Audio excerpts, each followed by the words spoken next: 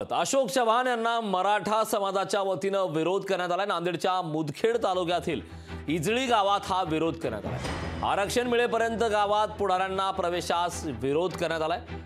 माजी मुख्यमंत्री आणि नांदेडचे नेते अशोक चव्हाण यांना मराठा समाजाच्या तरुणांनी विरोध केलाय। नांदेडच्याच मुदखेड तालुक्यातील इजळी गावातील हा प्रकार असून चव्हाण हे एका कार्यक्रमासाठी इजळी येथे गेले होते। अशोक चव्हाण यांच्या विरोधात मराठा समाजाच्या तरुणांनी घोषणा करत आरक्षण जोपर्यंत मिळणार नाही तोपर्यंत राजकीय पुढाऱ्यांनी गावात प्रवेश करू नये अशी भूमिका मराठा समाजाने घेतली।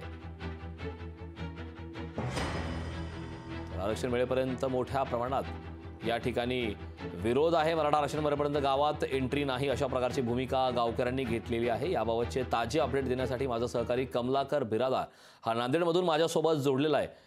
कमलाकर, खरं तर माजी मुख्यमंत्री अशोक चव्हाण यांना नांदेडच्या मुदखेडमध्ये मोठ्या प्रमाणात विरोध होत आहे, घोषणाबाजीही करण्यात आली।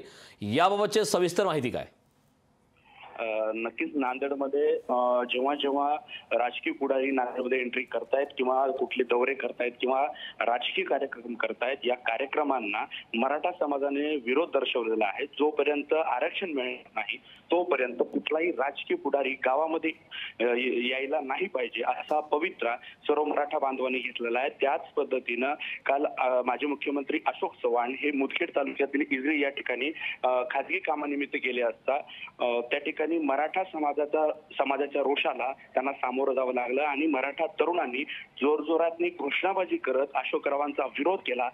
जोपर्यंत मराठा समाजाला आरक्षण मिळणार नाही तोपर्यंत कुठल्याही राजकीय पुढाऱ्यांनी गावात येऊ नये आणि कुठलाही राजकीय कार्यक्रम करू नये आणि तसा केला तर तो आम्ही उधळून लावू अशा प्रकारची भूमिका मराठा समाजाने आता घेतलेली आपल्याला पाहायला मिळते। नक्कीच कमलाकर, खूप खूप धन्यवाद या सविस्तर अशा माहितीसाठी। लोकशाही मराठी ऐका, पहा, जागरूक रहा।